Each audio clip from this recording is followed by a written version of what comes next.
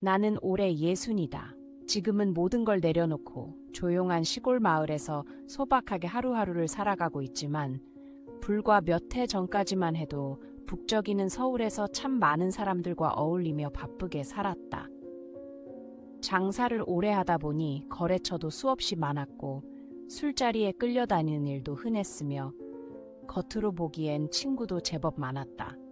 그래서였을까 사람 보는 눈이 있다는 말을 자주 들었다. 하지만 사실 나는 사람을 평가할 때 반드시 거치는 한 가지 기준이 있었다. 그건 다름 아닌 밥 한 끼 함께 먹어보는 일이었다. 사람을 진짜 알기 위해선 말솜씨도 옷차림도 화려한 이력도 소용없다. 가장 확실한 건 밥상 앞에 나란히 앉아보는 것이다. 이상하게도 밥을 앞에 두고 있으면 사람의 본색이 자연스럽게 스며나온다. 웃음 뒤에 숨은 무례, 공손한 말 뒤에 감춰진 오만, 그런 것들이 숟가락질 하나, 말투 하나에서 드러나곤 한다. 이 말이 믿기지 않을지도 모르겠다. 그래서 내가 겪은 이야기를 하나 들려주려 한다. 지금으로부터 10여 년 전, 내 가게에 자주 들르던 단골 손님이 있었다. 키가 훤칠했고 말투도 정중했으며 지나칠 때마다 인사를 참 예쁘게 했다. 첫인상만 보면 흠잡을 데 없는 사람이었다. 그래서 자연스럽게 마음이 가게 됐다. 그러던 어느 날 그가 조심스럽게 말을 꺼냈다. 사장님, 혹시 저랑 같이 일해보실 생각 없으세요? 지금 사업을 같이 하자는 분이 계신데 사장님 같은 분이라면 믿음이 간다고 하시더라고요. 그 순간 나는 살짝 흔들렸다. 말도 조리 있게 잘하고 태도도 공손하니 왠지 믿고 함께해도 괜찮을 것 같았다. 하지만 나는 그때도 늘 하던 대로 말했다. 뭐든 천천히 얘기합시다. 일단 밥 한번 같이 먹죠. 그는 흔쾌히 좋다고 했고 근처에 있는 단골 식당으로 함께 갔다. 그런데 그 자리에서 나는 전혀 다른 사람을 보게 되었다. 그가 식당에 들어서자마자 말투가 바뀌었다. 직원에게는 명령하듯 툭툭 말을 던졌고 물 한 잔도 스스로 따르지 않았다. 국물을 한 숟갈 뜨더니 얼굴을 찡그리며 말했다. 이거 왜 이렇게 짜요? 그리고는 반쯤 먹다 남긴 음식을 식당 직원 탓으로 돌렸다. 그 순간 나는 속으로 결심했다. 이 사람과는 절대 함께 일하면 안 된다. 겉으로는 예의를 지키는 듯 했지만 밥상 앞에서 드러난 본성은 오만하고 배려 없는 모습 그대로였다. 사람은 결국 밥을 먹을 때 가장 솔직해진다는 내 판단은 그날도 틀리지 않았다. 또 다른 일도 있다. 이웃 마을에 혼자 사시는 할머니 한 분이 계셨다.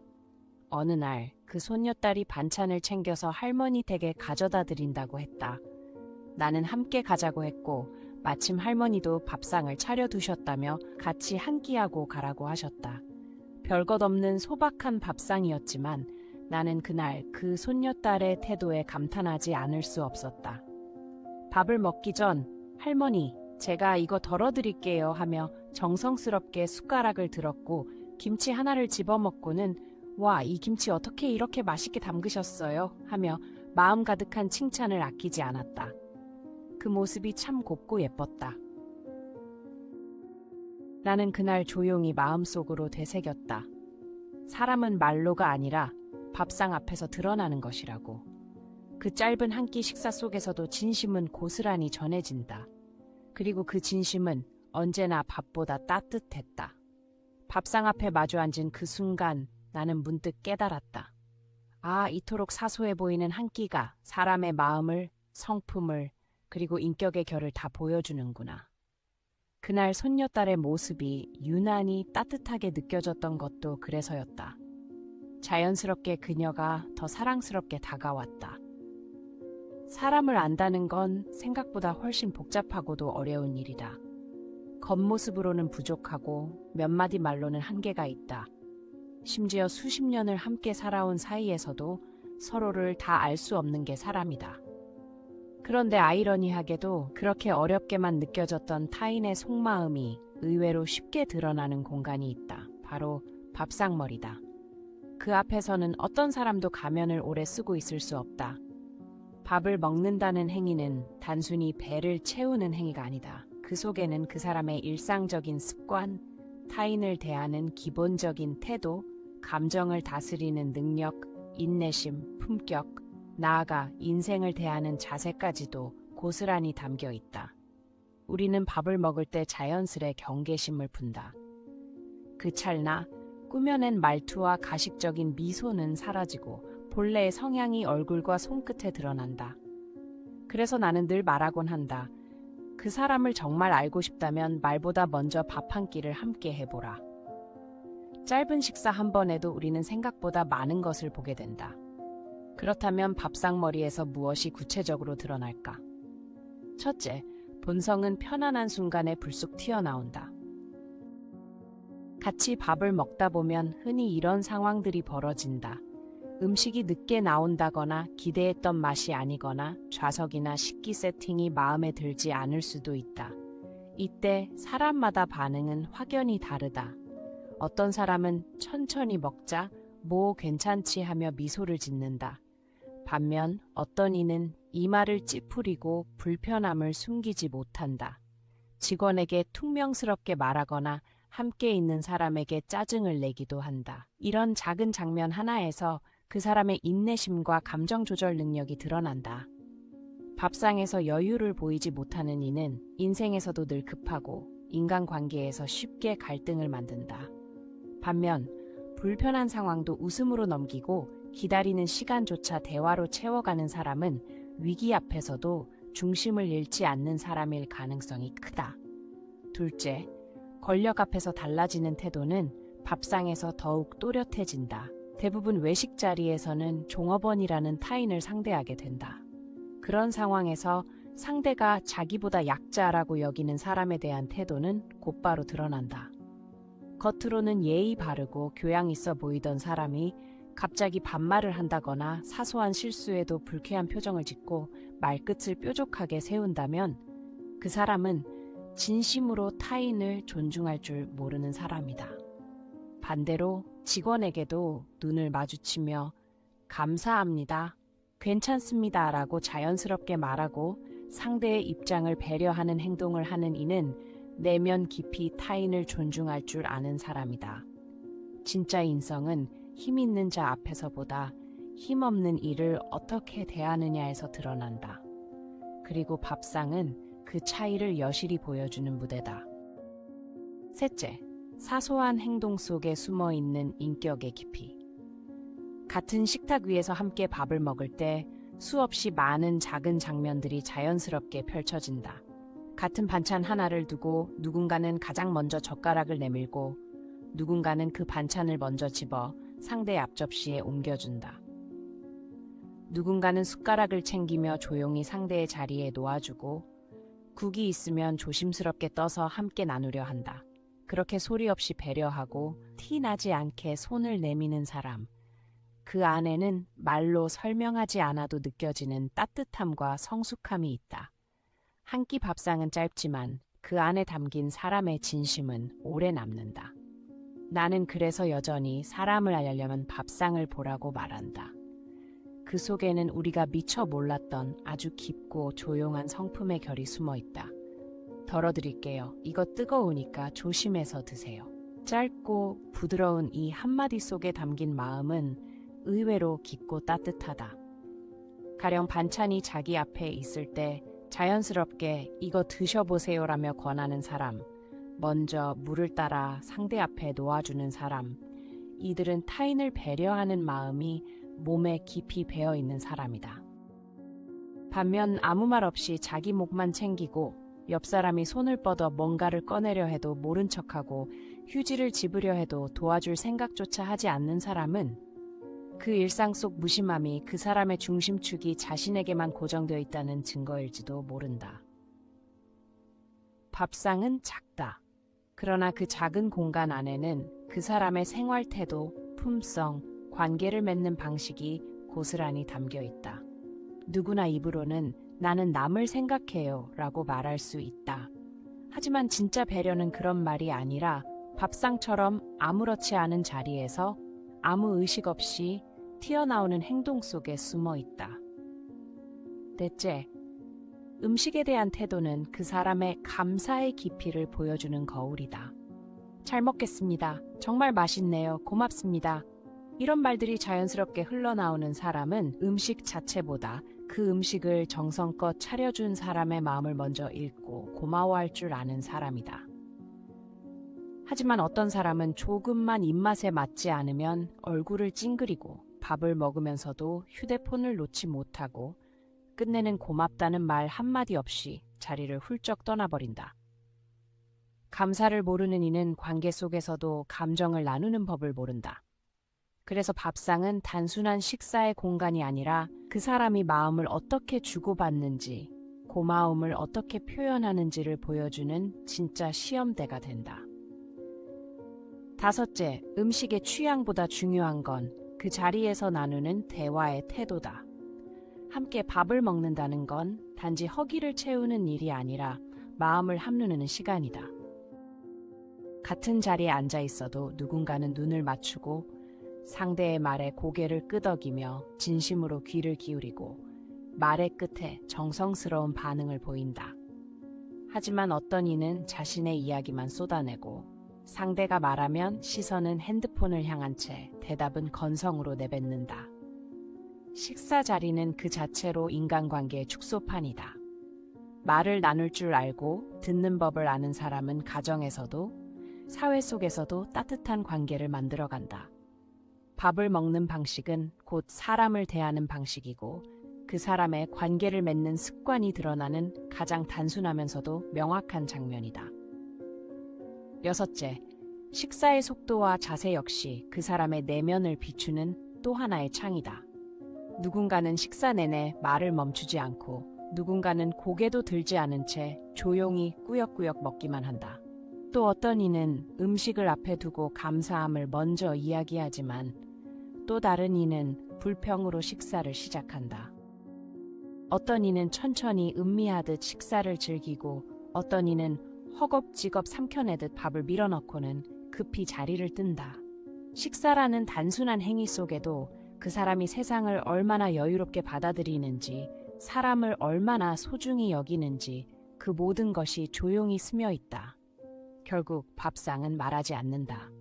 그러나 그 위에 앉은 사람은 말보다 더 많은 것을 보여준다. 자리를 박차고 일어나는 모습, 숟가락을 내려놓는 순간 그 짧은 찰나에도 사람의 삶의 리듬, 감정의 온도, 공감의 능력까지 고스란히 배어 있다. 천천히 정성껏 함께 밥을 나누는 이들은 대개 인생에서도 한 걸음 한 걸음 성실히 걸어온 이들이다. 마치 식사라는 평범한 행위를 통해 그 사람의 내면 깊은 결이 드러나는 것처럼 어떤 사람은 단 한 번의 식사로도 이 사람과는 다시는 마주 앉고 싶지 않다는 느낌을 준다. 반면 또 어떤 이는 첫 만남임에도 불구하고 한 끼 식사를 나누는 동안 마음이 조용히 편안해지고 문득 이런 사람이라면 또 보고 싶다는 생각이 자연스레 스며든다. 같이 밥을 먹는 것이 불편하다는 건 이미 그 관계 속 어딘가에 미묘한 균형이 깨졌다는 신호일지도 모른다. 한쪽이 감정을 일방적으로 쓰고 있고 다른 한쪽은 그것을 무심히 받아먹고 있는 구조. 우리가 말하는 관계의 질은 어쩌면 단순히 밥 한 끼를 편하게 함께할 수 있느냐 없느냐로 드러나는 것인지도 모른다. 밥을 함께 먹는다는 건 단순한 식사가 아니다. 그건 그 사람의 삶에 잠시 들어가 함께 걸어보는 일이며 그 몇십 분의 시간 속에서 그 사람의 인내심, 여유, 정서, 배려, 관계를 맺는 방식까지도 자연스럽게 드러난다. 그래서 나는 지금도 누군가 처음 만났을 때 항상 이렇게 말한다. 말은 천천히 해도 괜찮으니 일단 밥부터 함께 합시다. 왜냐하면 그 한 끼 속에 그 사람이 누구인지에 대한 거의 모든 것이 녹아있기 때문이다. 그리고 이상하게도 밥상머리에서 받은 인상은 좀처럼 틀리지 않는다. 그러니 누군가를 진짜 알고 싶다면 스펙을 먼저 들여다보기보다 말로 둘러싼 포장보다 먼저 밥 한 끼를 같이 나눠보라. 밥상은 절대 거짓말을 하지 않는다. 그 사람의 진심은 결국 숟가락을 쥔 손끝에서 흘러나오게 되어 있다. 우리가 사회생활을 하며 마주하는 수많은 사람들 속에서 진짜 관계와 겉만 번지르르한 관계를 구분하는 일은 정말 중요하다. 로버트 그린은 인간 본성의 법칙에서 이렇게 말한다. 우리는 모두 자신이 맡은 역할에 따라 다양한 가면을 쓰고 살아간다. 이 가면은 우리를 포장하는 수단이자 사회 속에서 감추고 싶은 본질을 덮기 위한 장치이기도 하다. 하지만 그 가면이 언제까지나 완벽하게 유지되는 것은 아니다. 특정한 상황, 특히 스트레스가 높아지거나 감추고 있던 콤플렉스가 자극받을 때 그 얇은 가면은 금세 벗겨지곤 한다. 예컨대 학벌에 대한 열등감을 지닌 사람이 비슷한 환경에 놓이면 그 안에 쌓였던 감정이 폭발하듯 튀어나오고 그 결과 말도 안 되는 억지를 부리거나 갑작스러운 공격성으로 반응하기도 한다. 그 순간 우리는 그 사람의 포장된 모습이 아니라 진짜 본성을 들여다볼 수 있는 작은 창을 얻게 된다. 또 다른 예는 자신이 어떤 자리에서도 불편함이 없고 손해볼 일이 없는 상황, 예컨대 식당에서 손님이라는 위치에 있을 때 나타난다. 그 순간이야말로 사람의 인성이 극명하게 드러나는 순간이다. 음식을 서빙하는 직원에게 보이는 말투, 눈빛, 태도, 그 모든 것들이 그 사람의 진짜 품격을 조용히 증명해준다. 결국 사람을 안다는 건 길게 말할 필요도 깊게 파고들 이유도 없다. 한 끼 밥상에서 시작해보라. 거기엔 모든 본성이 아주 조용하고 솔직하게 담겨 있으니. 어떤 이의 진짜 모습은 그가 사회적 지위가 낮다고 여겨지는 이들을 어떻게 대하는지에 고스란히 드러납니다. 예컨대 주차 요원이나 택시기사와 마주했을 때 그가 무심코 내뱉는 말투, 태도 하나에서 그 사람의 내면이 반사처럼 비춰집니다. 만약 그 순간에 기본적인 예의나 존중조차 보이지 않는다면 그 사람의 인격을 다시 한번 깊이 들여다볼 필요가 있습니다. 우리 삶의 자잘한 순간들 속에서 진실된 인간성과 관계의 본질은 조용히, 그러나 분명히 모습을 드러내기 때문입니다. 얼마 전 있었던 일화를 나누고 싶습니다. 오랜만에 한 친구와 점심 약속을 잡았어요. 메뉴판을 들여다보며 이런저런 이야기를 나누던 중 그 친구가 첫마디로 이런 말을 던졌습니다. 오늘은 네가 맛있는 거 사주는 거지? 처음엔 가볍게 웃어넘길 수도 있는 말이었지만 순간 마음속에 작은 파장이 일었습니다. 단순한 농담일지 몰라도 그 말 속에는 그 사람의 평소 가치관과 관계를 대하는 자세가 은연중에 드러나 있었습니다. 언제나 먼저 얻고자 하는 태도, 자신이 조금이라도 손해보지 않으려는 얄팍한 계산은 결국 관계를 무겁고 지치게 만들죠. 함께하는 이가 느끼는 감정은 시간이 지나며 관계를 지속할지 말지를 결정짓는 중요한 바로미터가 됩니다. 조직 심리학자 애덤 그랜트는 그의 책 기브앤테이크에서 사람들을 세 부류로 나눕니다. 무조건 주는 사람 기버, 받는 데 집중하는 테이커, 그리고 상황에 따라 주고받는 매처. 이 중 테이커가 가까이 있다면 주변 사람들은 점점 경계를 세우게 되고 그로 인해 인간관계는 자연스럽게 좁아지며 결국 고립을 자초하게 됩니다. 이런 방식의 관계는 단순히 개인적 고립을 넘어 사회 전체의 신뢰 기반을 서서히 무너뜨릴 수 있습니다. 그렇다면 우리는 신뢰할 수 없는 사람을 어떻게 구별해야 할까요? 한 가지는 이렇습니다.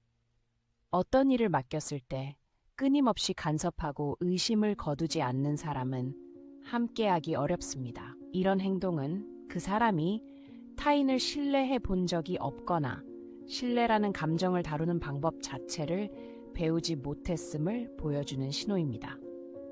믿고 맡기지 못하는 사람과는 업무든 사적 관계든 오래도록 함께하기 힘듭니다. 또한 사소한 약속을 반복해서 어기는 사람도 주의해야 합니다. 이메일 곧 보내드릴게요. 내일까지 준비해 놓겠습니다. 와 같은 짧은 말들, 그 약속이 자꾸만 지켜지지 않는다면 그것은 당신에게 그리 중요하지 않다는 무언의 메시지일 수 있습니다. 성실히 지켜지지 않은 약속은 결국 상처가 되고 관계는 신뢰를 잃은 채 균열을 맞이하게 됩니다. 이런 패턴이 반복된다면 우리는 냉정하게 그 관계의 본질을 되짚어 봐야만 합니다. 상대의 시간을 존중하지 않고 자신의 필요에 따라 무리한 요구를 서슴지 않는 사람 역시 경계해야 합니다. 예측 가능성을 파괴하고 결국 상대에게 무력감마저 안기게 되는 그런 태도는 관계를 지탱하는 균형을 송두리째 흔들어 놓습니다. 관계는 배려와 신뢰 위에서만 건강하게 숨쉬는 법이니까요.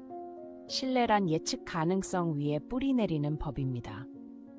관계 속에서 시간 약속이 반복적으로 무시되거나 상대가 오로지 자신의 이익만을 앞세우는 태도를 보인다면 그 관계는 필연적으로 균열을 맞이하게 됩니다. 피로감은 쌓이고 결국은 조용한 파국에 다 다다르기 마련이죠. 반대로 삶의 곁을 지켜주는 진짜 내 편은 어떤 사람일까요?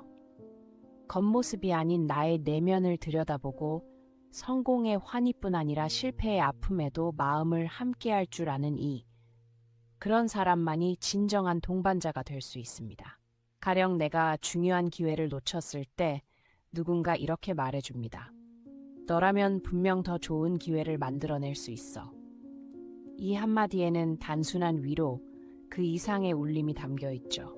진심 어린 격려와 믿음은 삶을 지탱해주는 보이지 않는 버팀목이 되며 때로는 우리가 다시 일어설 수 있게 하는 원동력이 됩니다. 슬픔의 순간을 함께 해줄 사람은 생각보다 많지만 진심으로 기쁨을 나눌 수 있는 사람은 그리 흔치 않습니다.